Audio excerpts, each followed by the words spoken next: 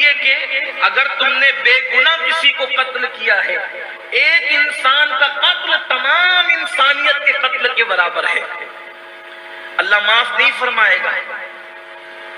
بلکہ قاتل کا حال یہ ہے کہ جو قاتل ہے اس پہ اللہ نے لعنت کی، وہ ہمیشہ جہنم میں رہے گا۔ اس کا مطلب یہ ہے کہ طویل مدت تک، بلکہ یہاں تک آیا کہ اگر قاتل توبہ نہ کرے تو اللہ اس کا کوئی عمل قبول نہیں کرتا، کیونکہ آپ نے کسی کو قتل کیا تو آپ کسی مسلمان کو، تو آپ کی مسلمان بہن بیوہ ہوگی، اس کے بچے یتیم ہوں گے، اس کے گھر میں اندھیرا ہوگا۔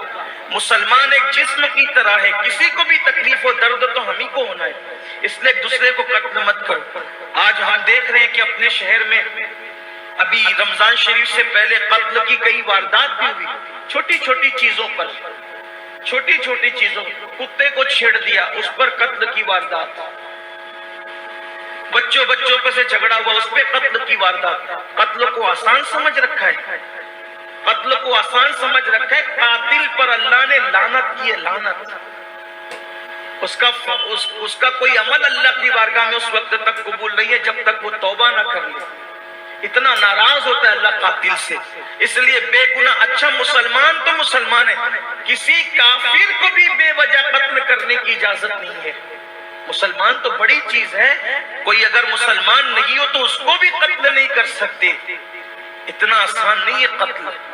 بلکہ اللہ اکبر، حدیث پاک میں آتا ہے کہ کسی چڑیا کو بھی آپ نے بلا وجہ قتل کیا، حدیث پاک کا مفہوم ہے جو چڑیا کو بلا وجہ قتل کرے گا تو پہاڑوں جیسی نیکیاں بھی لائے گا تو اللہ اس کی نیکیوں کو رد کر کے اس کو جہنم میں داخل فرمائے گا۔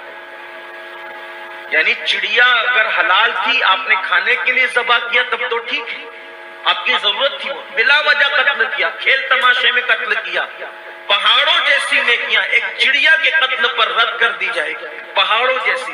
حج، عمرہ، رمضان شریف کی سب رد کر کے صرف چڑیا کے قتل پر۔ دیکھو، اپنی ضرورت کے لیے ذبح کرنا الگ اور شوق کے لیے قتل کرنا الگ، دونوں کا فرق آپ سمجھیں گے، اس پر توجہ ہوگی آپ کی۔ کھیل کود کے لیے آپ نے قتل کر دیا، جہنم میں ڈالا جائے گا۔ جب چڑیا کے قتل پر یہ وبال ہے تو انسانوں کے قتل پر، پھر اس سے ان لوگوں کو بھی سبق لینا چاہیے جو خود کے بچوں کو قتل کر دیتے ہیں ماں کے پیٹ میں، اللہ انہیں بھی ہدایت عطا فرمائے۔ اللہ نے قرآن میں فرمایا اپنی اولاد کو قتل مت کرو غربت کے خوف سے، اللہ انہیں بھی کھلاتا اور تمہیں بھی کھلاتا، اللہ کھلانے والا۔ اس لیے ان چیزوں سے بچو۔